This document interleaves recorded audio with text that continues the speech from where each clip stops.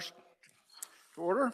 And first order of business is bill introductions. Representative Pat Proctor. Chairman. Thank you, Mr. Chairman. I'm Representative Pat Proctor. I serve the people of Leavenworth, Fort Leavenworth, Kickapoo, and High Prairie here in the State House. I'd like to request introduction in the House Committee on Commerce of RS number 0567.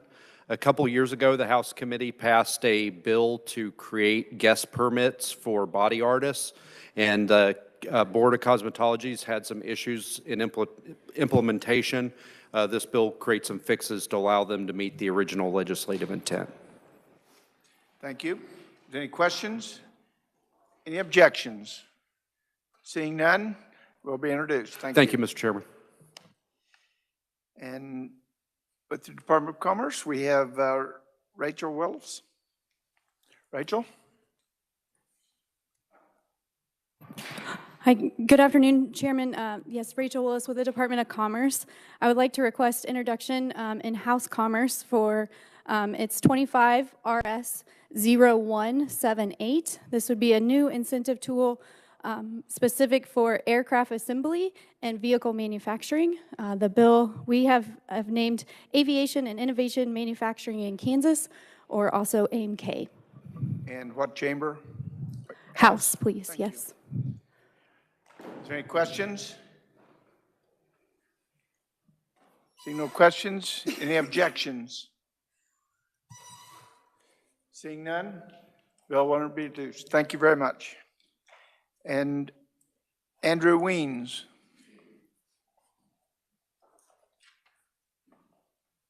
Good afternoon, Mr. Chairman, members of the committee. My name is Andrew Weens, and on behalf of Opportunity Solutions Project, I would like to introduce 25 RS 0356, and that's a bill concerning housing related to the Fast Track Permits Act, and for the House Commerce Committee. House, thank you. Any questions? Seeing none, any objections? Will be introduced. Thank you. Thank you. For an announcement, Representative Christy Williams. Thank you, Mr. Chair. And this is actually for House members. It will be making its way to the Senate, but for today, I have a House concurrent resolution before me if anybody would like to sign on. If you remember, this committee, I believe, was the sponsor of the drone bill last year that was vetoed. And this is actually, this resolution is providing support for the full authorization and funding of the Public Safety Autonomous Technology Research, Testing, Certification from the National Defense Authorization Act of fiscal year 2025. And in summation, what that is simply they are saying that we are going to discontinue all of the Chinese DJI drones, and we're going to give DOD about a year to try to go through and work through that process.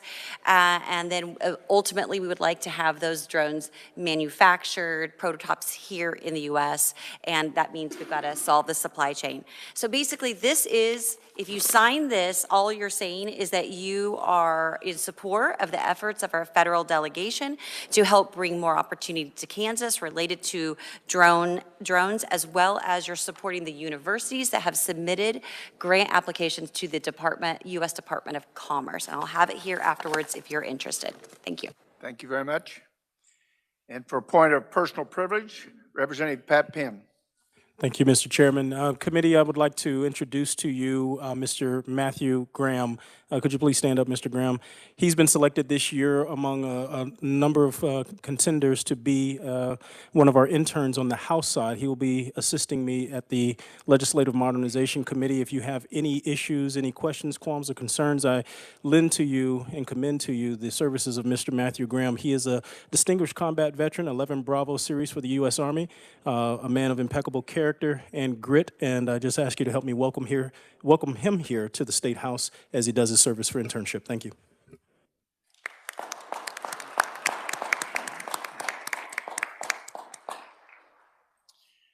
Well, thank you very much. One thing, are there any bills to be introduced by anybody in the audience or at the table? Any other bills introductions? Okay, thank you very much. Move on to our topic today would be the Deputy Secretary of Business Development for Department of Commerce, Joshua Jefferson. Joshua, welcome to the committee.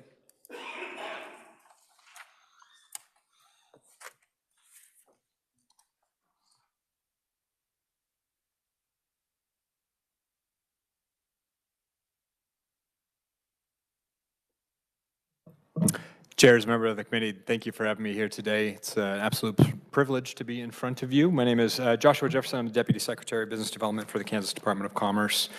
My job in a nutshell is really to improve and grow the economic vitality for the state of Kansas. I do that through a number of hats at the Department of Commerce. I oversee a variety of different units within. That includes foreign direct investment in our international team, our business attraction and recruitment team that's strategically located across the U.S., our business retention and expansion team within Kansas, our Office of Small Business Development and Entrepreneurship, as well as our business finance and business incentives as well. So again, it is an absolute pleasure to be here. I have been in Kansas a whopping 1 year. I like to say that I'm a recovering Californian, but it is a privilege to be in Kansas, and I've loved every second of it. Today we're going to walk through just the last year's report for the Kansas Department of Commerce, year in review. This will be kind of a quick and dirty of what we'll be covering today. Really, the business development highlights really what our team has tried to accomplish in this last year and some of the benefits associated with that. We'll talk through the transparency database and some of the improvements that we've made to that database. We'll walk through some of our statutory programs and what we've accomplished in the last year utilizing those programs. We'll talk a little bit about our legislative priorities for this session, and then I will stand for questions at the end of this presentation as well. So in 2024, we've had 269 successful projects within the Kansas ecosystem. Those are recruitment projects, attraction projects, expansion projects, international projects, all combined into that collective number. To put that into scale, the Department of Commerce and the Business Development Unit, we had 399 sourced opportunities and projects from our team across Kansas, international, and throughout the United States. Of those 269 successful opportunities, we created and retained just over 5,000 jobs at 5,306. Something to note about that figure is the average salary of those jobs collectively is 115% higher than the state's median wage. So that's something that we're pretty proud of. And then committed private capital investment into Kansas from these opportunities and these successful projects is right over $3.5 billion in committed capital investment into the state of Kansas. Something that we're really proud of. We had a really successful year. So much so that that's actually, as far as on the capital investment side, that is the third highest year in Kansas history. So our team on the transparency database, we've taken a lot of feedback in from a variety of folks in this room, from other legislative liaisons, from our other sister agencies. And what we've done in this last year or so, the agency has really worked diligently to improve this database. So we now have incorporated a really nice user-friendly search function. We've added some additional various browse by features. And really, the biggest component is now provides the functionality and the information organized by the respective legislative district. So if you're trying to pull information, it can be done so in a nice fashion for you. If you haven't visited the database recently, I encourage you to do so. I've provided a QR link in this presentation. The link is also links directly to that transparency database for you as well.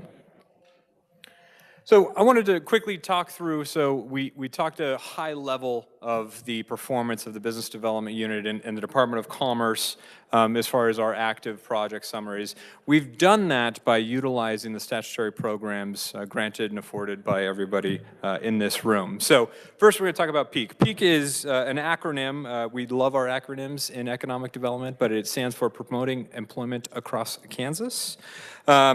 This is designed to help recruit companies and jobs to Kansas by allowing them to retain up to 95% of withholding taxes generated by new employees. This is one of the main incentive programs that the state offers in business recruitment and is a vital tool in our tool belt for the Department of Commerce. In 2024, we had 34 companies sign new peak agreements. And concurrently, we actively manage in our business finance team and our legal team over 200 active peak agreements within Kansas.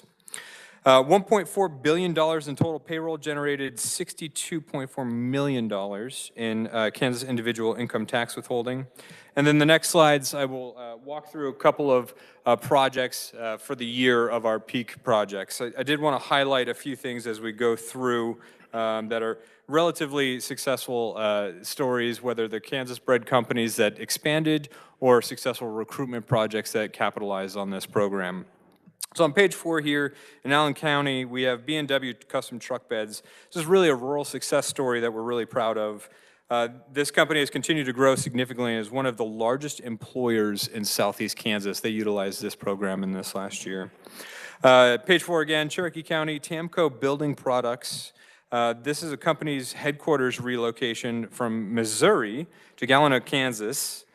As we get into page 5 here, in Doniphan County, Summit Truck Bodies. According to our records, this is the largest business, this is the second largest business expansion ever in Doniphan County. Page 5, Douglas County, Amar Company. This is a garage door manufacturer, and they've experienced several expansions in recent years.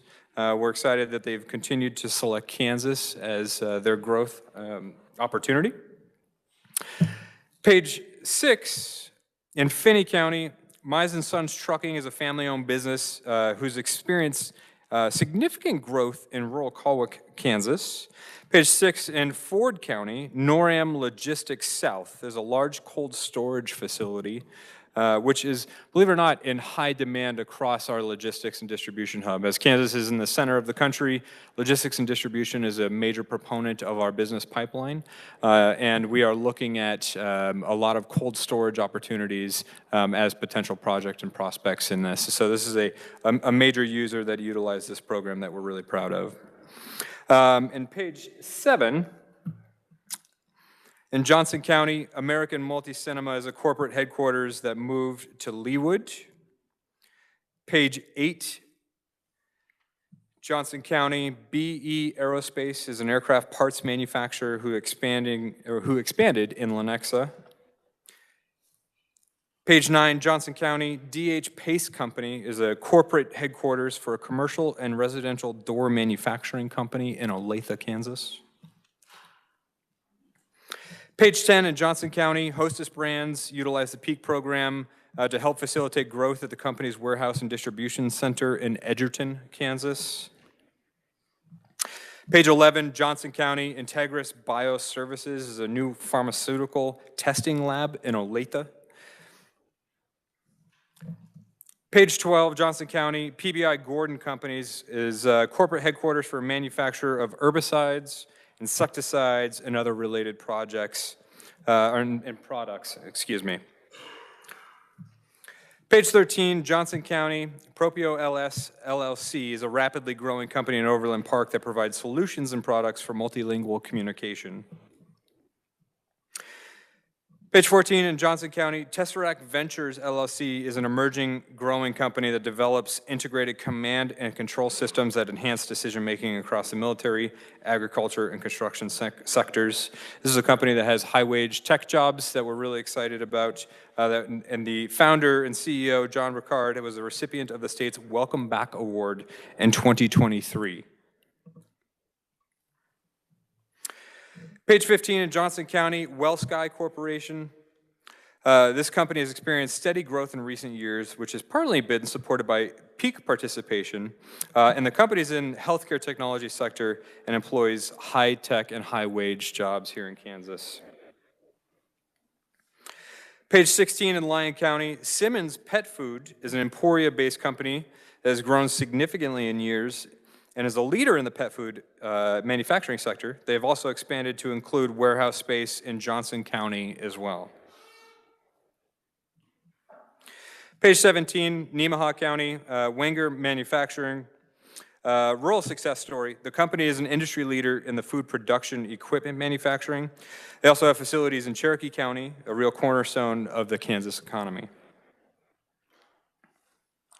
Page 18, in Saline County, Great Plains Manufacturing is one of Kansas's other success stories. They're one of the larger employers within Kansas. This company has several facilities throughout Kansas, mostly in rural communities, that it is one of their priorities, and is an extremely valuable Kansas employer. So we're thrilled to have worked with them for another expansion. Page 19, Sedgwick County, Relay USA Corporation is a manufacturer who has experienced growth in recent years, partly facilitated through the participation in this PEAK program. Page 20 is Shawnee County. Torgerson Electric Company is an electric contractor and has a headquarter in Topeka, who also expanded to Manhattan this last year. Page 21, in Sherman County, the Schuyler Company is a national logistics firm specializing in the agricultural supply chain with 15+ locations in Kansas, mostly in rural areas. And then last, in Wyandotte County, page 22, Old Dominion Freight Line. They had peak participation this year, which helped support significant expansion of their facility in Bonner Springs. So as you can see, in this last year, we had quite a bit, and that is only some of the success stories, but I did want to highlight several of them as we go through. I did want to slightly change gears a little bit to talk through HPIP. HPIP stands for our High Performance Incentive Program in Kansas. So HPIP provides tax incentives to qualifying employers who pay above average wages. HPIP provides a 10% tax credit to eligible companies for capital investment of at least $50,000 at the company's facility.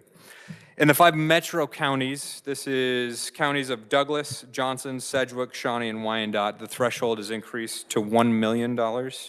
Tax credit has a 16-year carry forward, provided facilities can requalify for the HPIP certification. In fiscal year 2024, we had 63 initial project certifications, 360 certifications issued. The total estimated capital investment from these projects is $7.3 billion. And similar to PEAK, I did want to highlight a few of these as we get into the HPIP program. So on page 24 in Anderson County, East Kansas Agra Energy, this facility, excuse me, this facility used HPIP multiple times over several years to support their investment in upgraded equipment and alternative fuel production. Page 24 again, Crawford County, Millers Incorporated. This company benefited from HPIP participation over the years to facilitate investment in new technologies necessary to remain a leader in the industry. Page 25, Franklin County, Retail Distribution West. This facility is actually a distribution center for American Eagle, and HPIP has helped to support their expansion of the logistics capabilities for this brand. Page 25 again, Jackson County. Johnsonville LLC, this sausage and related product manufacturing facility is a major employer in Jackson County and experienced growth in the last few years. Page 6, in Johnson County, Eurofins LLC is a vendor for the testing of infectious diseases, providing viable bioscience labs. This contributes towards our target sectors for our business attraction efforts and business retention efforts. Page 27, Johnson County, NetSmart Technologies provides custom computer programming services. These are high-wage, high-paying jobs, tech jobs in Kansas. Page 28, Labette County, Alexander Manufacturing. This is a longtime family-owned company that used HPIP to help support new investment in equipment and manufacturing improvements in Kansas. Page 29, Marshall County, Landau Manufacturing. This is a cornerstone of the Kansas economy and a rural success story in Kansas. They're a manufacturer of farm equipment and machinery. They utilize HPIP to support the expansion of their existing facility. Page 29 again, Miami County, Taylor Forge Engineered Systems. This company has facilities in both Paola, Kansas and Greeley, Kansas, and has used HPIP multiple times to facilitate investment in equipment and facilities. Page 30, New Hampshire County, Ash Grove Cement Company is a large cement producer that has benefited from HPIP significantly to improve their equipment and their capacity and efficiency upgrades of their cement plant. Page 30 again, Potawatomi County, Radiation Detection Technologies is a company that provides high-tech jobs, high-wage jobs, and they manufacture cutting-edge sensors and devices for radiation detection and semiconductor space within Kansas. They're a past business awards recipient in the business innovation category. Page 31 is Saline County, SFC Global Supply Chain. HPIP has helped this company and facilitate expansion for the Schwann's Company, which is a worldwide leader in their industry. This is one of several expansions of Schwann's, and we're excited that they continue to choose Kansas. Page 32, Sedgwick County, Younger and Sons Manufacturing Company. This company has used HPIP several times, and they are a manufacturer of precision machine parts and welded assemblies. They're also a local family-owned business. Page 33, and the last one of these, I promise. Thomas County, Roadrunner Manufacturing LLC. This company has used HPIP twice in recent years to help with growth and expansion. They're located in rural Kansas and Levant and manufacture a variety of sprayer trailers, transport, combine, fuel transport, drop decks, etc. They've been in business since about 2000, employ local folks that are locally bred. Page 33, here again, Wilson County. Tyndall Construction is another rural success story, a family-owned company involved in construction and fabrication industries. So as you can see, just by these slides, I didn't mean to bring these in here in the way of just kind of reading it to you, but I really wanted to effectuate the impact of these programs. So the Rural Opportunity Zone Program, or ROZ for short, was introduced in 2012. This program is one of the Kansas Department of Commerce workforce recruitment tools. The goal of this program is to attract residents to rural areas where population losses have been the steepest. The program offers 2 individual financial incentives, income tax credit and student loan repayment assistance. On the student loan side, this requires a sponsorship from the county, foundation, or employer. The benefit is a $3,000 per participant for 5 years. The state income tax credit is 100% of the participant income tax liability for 5 years. So a few things that I did want to touch on in this next slide here as we go through it. So this is a full snapshot of the ROZ program. Total applications are just under 4,400. And a few that are waiting for a sponsor. I just wanted to point out 142 in that way. We're working through ways that we can help facilitate improvements to the waiting for the sponsor component to this, but I did want to bring that up to you. ROZ annual participants, you can see this map is color-coded. So there are a few counties that are not ROZ participants. There are several that are city and foundation sponsors categorized in the stars here in this map. They're county, city, employer, and foundation sponsors, and then we also have city and employer foundation sponsors that are color-coded for you as well. So the Sunflower Summer Program, this is a program that has been, I'd say, wildly successful. We are really excited about this program. So one of the things about this program, we had 223 participating attractions in the Sunflower Summer Program. But ultimately, this program began with the Department of Education using federal dollars. These dollars were really expended, and the legislature actually voted to continue the program, but realign the program into the Kansas Tourism, which is now underneath the Kansas Department of Commerce. We've seen significant growth in the program. 223 participating attractions, which is a 97% year-over-year increase across the line. It was created at the end of COVID to encourage Kansans to visit attractions across the state and help those attractions who have been negatively impacted by COVID and get Kansans out to the attractions as well. The program reimburses attractions for each Kansas visitor that uses the application that was developed for this for their visit. The program does not pay individuals for visiting an attraction, as just one important indication of that. This is a nice map that walks you through, and the numbers that are reflected in each one of the bubbles are the number of attractions that are within, and it's separated by color coding of the type of attraction throughout. Love Kansas is a pretty significant program that was launched this year. The Love Kansas campaign is really another piece in the workforce pie to help our workforce team and help the Kansas Department of Commerce and other state agencies ensure that we have the appropriate workforce in Kansas to support business growth, business relocation into Kansas, and attraction. This is really meant to be a team effort. 75 local events have occurred, and there are 60 participating communities who are actively engaged within the campaign.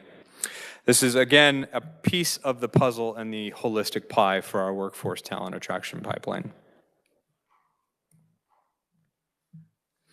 So in summary, as far as the program where it stands today, we do have a website. It's lovekansas.org. It has just under 200,000 website views with an average user 90% out of state there. The big important communities that are looking at the website that we're drawing are Chicago, Los Angeles, Dallas, Kansas City, Missouri, and then Denver and Houston. We also have a newsletter. 434 potential new residents have opted in to receive this monthly newsletter as well. This is a map that indicates which communities are participating in this, and really we've tried to ensure that we have distribution across Kansas as much as humanly possible within this program. The program is still growing, and we're still working. Our tourism team is working candidly to get all the way across Kansas and ensure that we have active participation of this program. I believe, and these are numbers that are off the cuff, but I believe that we have 13 families that have relocated as part of this program. We are actively working with 17 families right now, and I believe we have a pipeline of 45 other families as well that we're actively working with that pipeline. Every family that relocates is not just a single individual in the workforce, it's a spouse, it's kids, it's an increase to the economy, it's spending dollars, it's things like that. The Job Creation Fund, moving on, is JCF for short. This is very much the deal closing fund for the state. This is very much meant to be a cherry on top in any sort of attraction project as we're looking forward to bringing a company in, helping to encourage job growth, ensuring that we're retaining jobs in Kansas and preventing any sort of a relocation outside of Kansas as well in competitive projects in this way. It also has a benefit of unique uses around economic development initiatives that have job creation criteria associated with them. This last year, there were 6 funded projects out of the JCF fund. $13 million were awarded, 693 new jobs were committed utilizing this fund. And really the one metric I do want to point out is for every dollar invested, there's a return on investment of over $40 in that way. So it's a pretty good use of funds in that. Previous years, this has improved. I think last year was right around $1 to $38, right around there. So there has been an increase on the return on investment in that regard. KIT and KER program. KIT stands for Kansas Industrial Training. KER stands for Kansas Industrial Retraining Program. The KIT and KER program has an annual allocation of $2 million. Last year we had $2 million available to us. So for a combined 22 projects last year, there's a max per trainee amount of $2,000 per trainee. The average over last year was right underneath $1,500 at $1,472. This next slide walks you through the number of KIT program projects that utilize this program, the number of trainees that capitalize on this. KIT is very much used in our business attraction projects and for projects that are opening up new facility lines, manufacturing lines, new equipment to train new employees that they're bringing in, so major expansion projects. And then KER is very much used to retrain on new improvements to systems, capacities, efficiencies, that sort of thing. Just over $360,000 were utilized of this program. There may be a question around the fact that if there's only $2 million available, how in fiscal year 23 and fiscal year 24 we were over that amount. Those are rollovers from fiscal year 21 and 22 that were utilized in these fiscal years to actually leverage the program. Switching over to STAR bonds. So this is a list of our current STAR bond projects, and this is a holistic list. I was gave testimony in a previous session earlier today, was asked that question. This is a holistic list of all projects that are within. And I did want to touch on a couple of projects that are in this list. So Amelia Earhart Museum, which is in Atchison, opened in April 2023. One thing to note is that the childhood home has been a museum in this city for years, but this project is a new hangar museum project, which is a STAR bond project. Blue Hawk opened October 26th of 2024. Museum of Art and Light opened November 2024, started construction in 2022. Home Field had a ribbon cutting on April 23rd of 2024, which is a $60 million youth sports complex in Kansas City, Kansas. Prairie Fire, I did want to touch on quickly, but this previously was, you may have heard, was in default. It is now in repayment and is currently going through the process to actually repay those bondholders in that way. The Angel Investor Tax Credit is just really a program that is, it incentivizes investment into Kansas companies in this way. So accredited investors are allowed a 50% tax credit on their cash investment up to $100,000 in tax credit for a given year, and a business that qualifies as a certified business as defined in state statute. For each tax year, an angel investor shall not be entitled to claim more tax credits more than $350,000 in any given year. We do not have the numbers for this as it's measured on a calendar year. We should have these for the committee at the end of January, so we can follow up with this information for you. The Kansas Office of Registered Apprenticeships was established by Executive Order number 2207 on September 6, 2022, signed into law under the Kansas Apprenticeship Act, which established both tax credits and grant programs for apprenticeships here in Kansas. It's really separated into three specific areas. There's $7.5 million in tax credits for for-profit businesses. There's $2.5 million for nonprofits and healthcare, and $3 million for K-12 education. This is, since its creation, this Office of Registered Apprenticeships, or COA for short, has achieved a 47% increase in new apprentices in Kansas. And a really nice metric to measure this. This moved Kansas from ranking 47th in 2020 to 29th in 2024.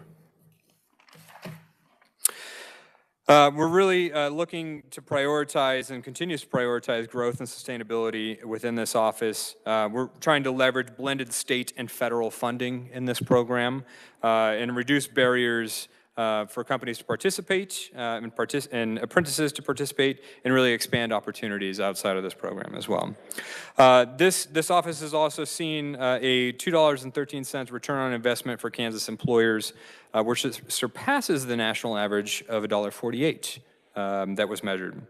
Top three industries with apprentices in Kansas are construction, energy, linemen, and healthcare. This is equitable distribution of about 8 to 9% across those three sectors. This was effective July 1st, 2023, and we've pledged $1.7 million in the program.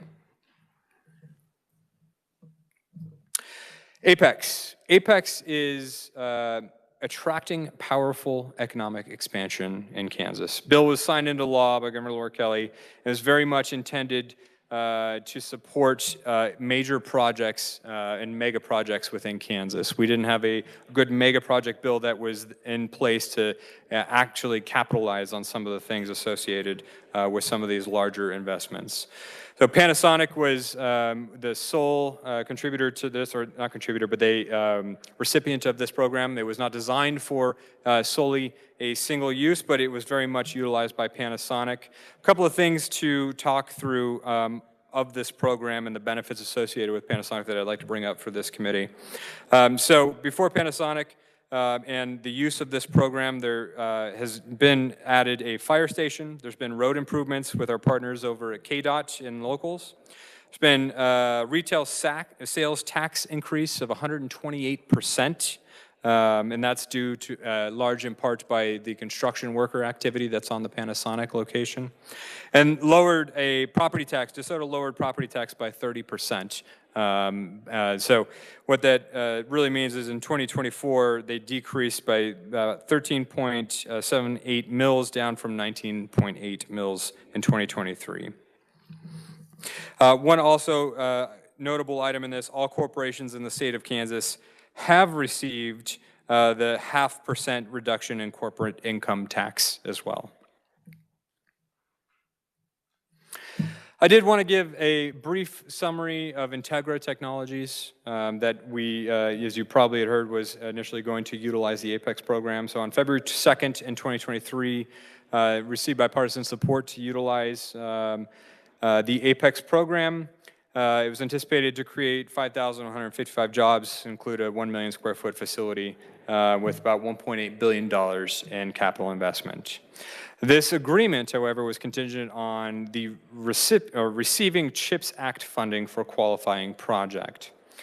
CHIPS Act for America process is still very much underway. The APEX agreement deadline, however, of October 1st, 2023 has passed, and we've worked with Integra to develop a kind of a incentive proposal utilizing traditional incentives to be able to support their CHIPS application that's slightly been modified in that way.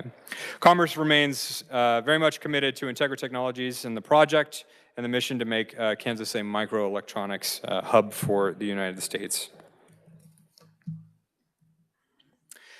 The Community Development Block Program I'd like to quickly touch on. I do want to apologize to chairs and members of the committee. This is actually a typo on this slide as far as the numbers that are there on the bottom.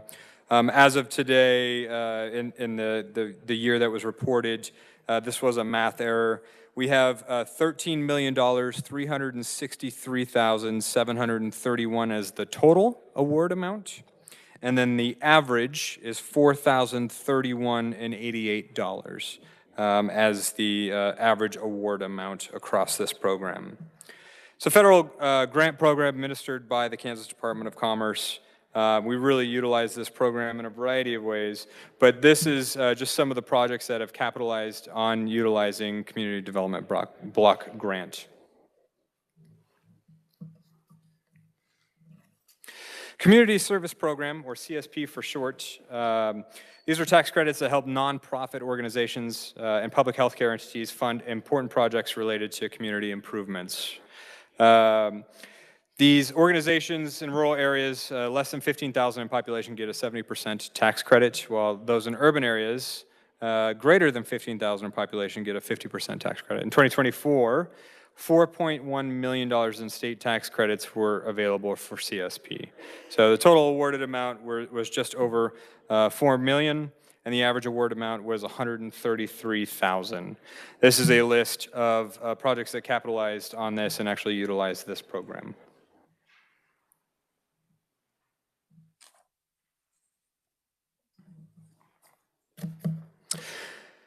So for 2025, the Kansas Department of Commerce has a variety of different legislative priorities. You heard earlier an introduction of a bill from Rachel at the Department of Commerce.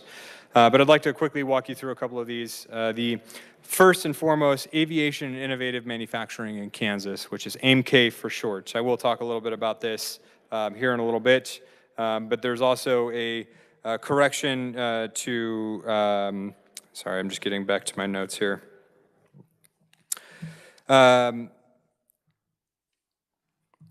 we're fixing the food sales tax issue to extend the sunset and also extend the sunset to December 31st in 2031.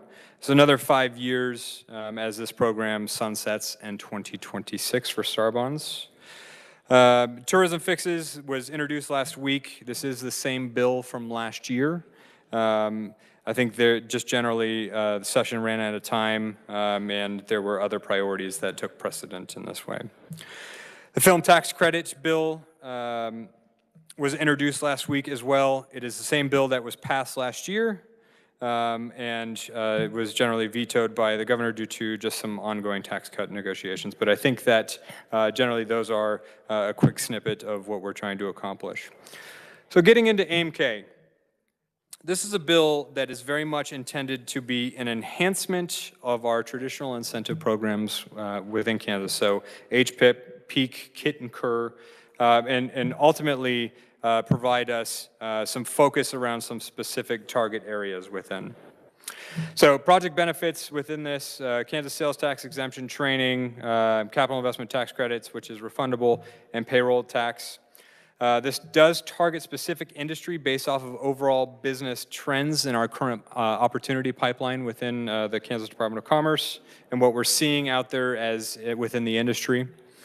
Eligible industries, and this is based off of NAICS codes, but aircraft assembly or vehicle manufacturers, component or subassembly manufacturers, national headquarters locates, research and development facilities, sustainable aviation fuel or SAF production for short, and hydrogen production as well.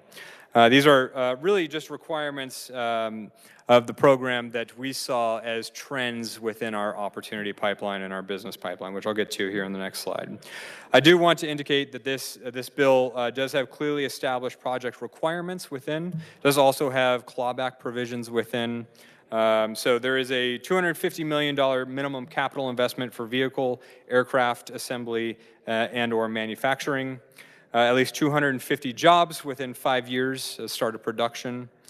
Base wages are at least 100% or more of county median wage. And project completion needs to occur within 5 years of the negotiated start date of the project.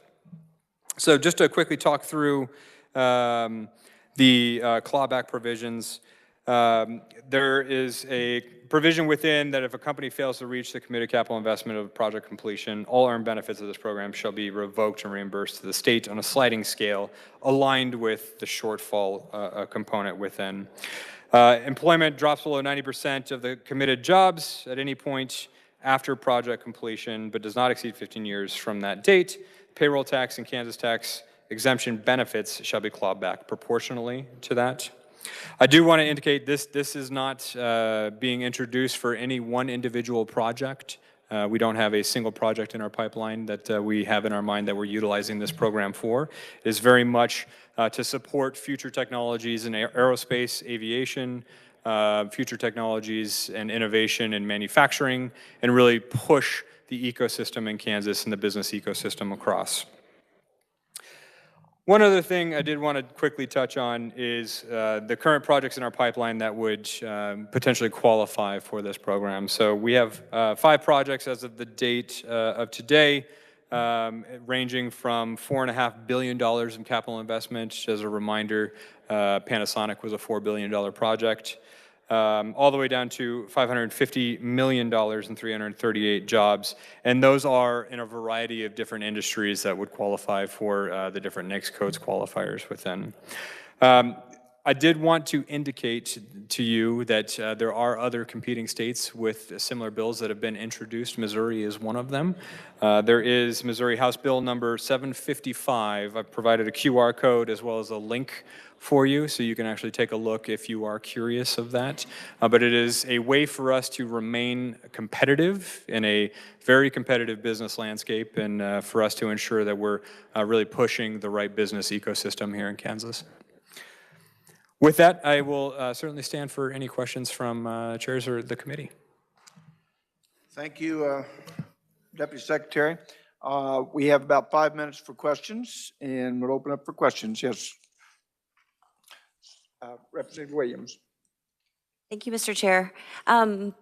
Great to see you again. My question actually is related to your program goals. How do we know when we have met or we have measurable growth?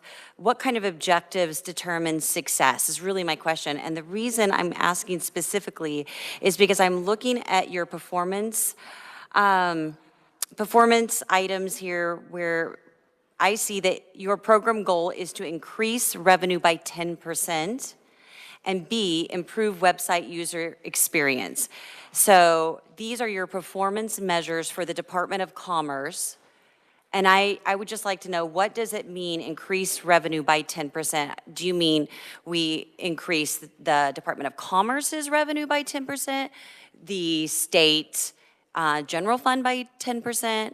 So what does that mean? And then also, how do we measure success when we're looking at all these programs? Thank you. That's a great question. Just for clarification, are you referring to the Sunflower Summer Program and the metrics that are within? Which slide number are you looking at? No, I'm actually not.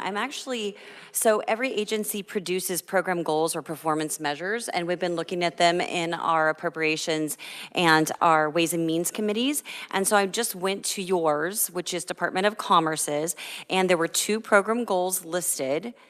And the first is increase revenue by 10%, and I just don't know what that means. Mm-hmm. Absolutely.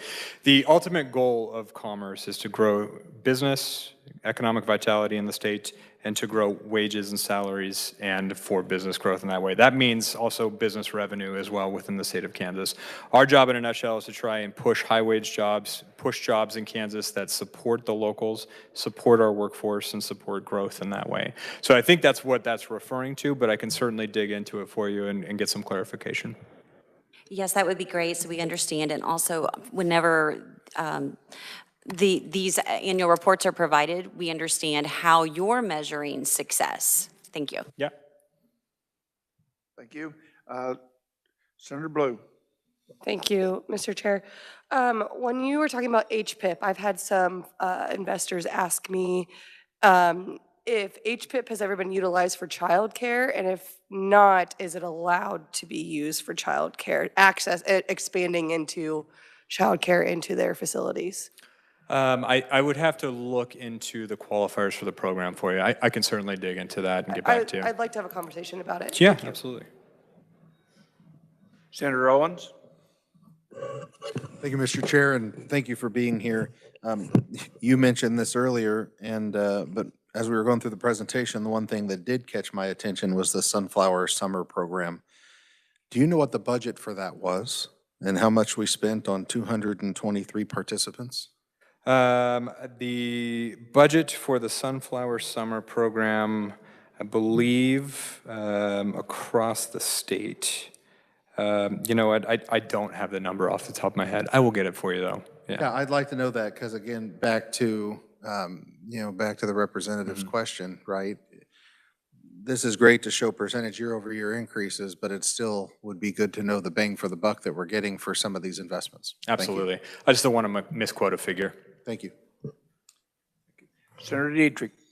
Thank you, Mr. Chair. Thank you so much for being here. So I've got a quick question on your AIM-K program. So, you know, I'm Shawnee County, Topeka, and so we've been working very hard to bring the MRO business to Topeka. It's already in Wichita, Salina, we're third. How does that fit into this? I don't know where it would. Sure, yeah. So for MRO work, we'd have to ensure that the business, because there's maintenance, repair, and overhaul, and there's also what's called SASO as well, which is a Specialized Aviation Services Organization. So the two of those, we just depended upon where the next codes landed in that way. But ultimately, it would be in support of those types of high-end technology and innovation in that way. So traditional MRO, whereas we are working through I'm trying to give an example that would be relevant. Ultimately, if it's kind of turning wrenches on the MRO side, this is very much meant to kind of push new technologies and innovation in that way. So aircraft manufacturing, and then would need a service center associated with that, that might qualify for the program in that way. Okay, thank you. Representative Penn. Thank you, Mr. Chairman. Could you please go back to the slide on the JCF program, please?